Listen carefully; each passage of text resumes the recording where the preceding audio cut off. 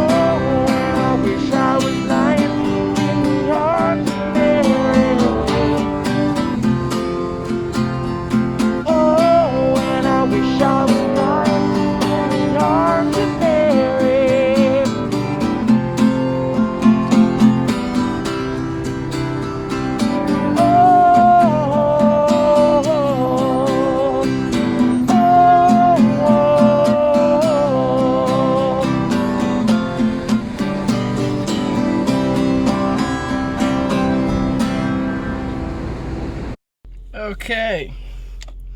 Thus ends another Tuesday busking shift. Had another good time as well.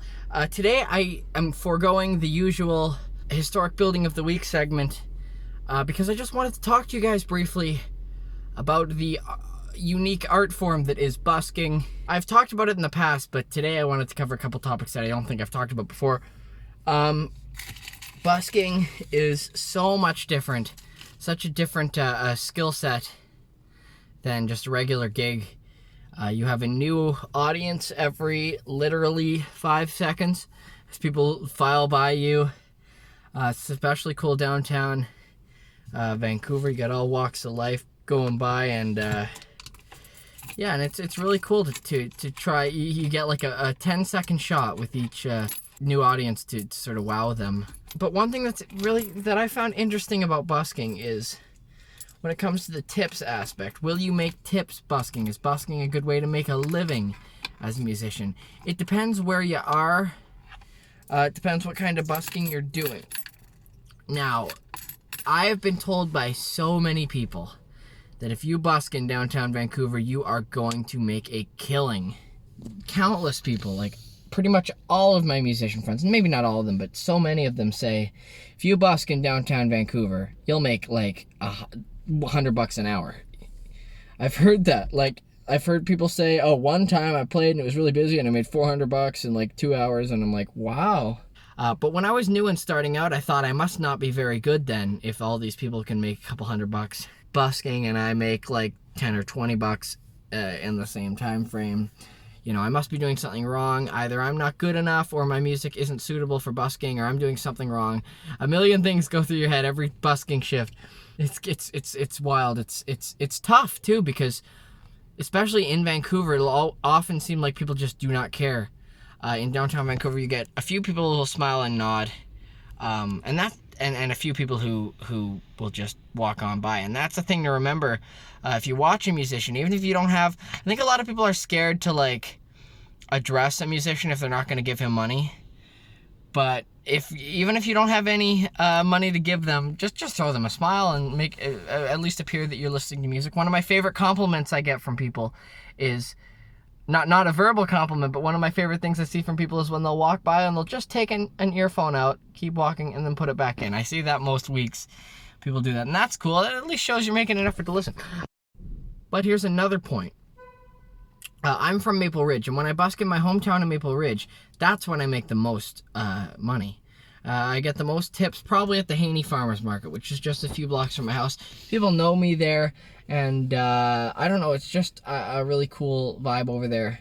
And I also did really well when Leanie and I went out on tour last year, Leanie Bennett, of course, and we toured the Sunshine Coast and the Gulf Islands, as well as Vancouver Island.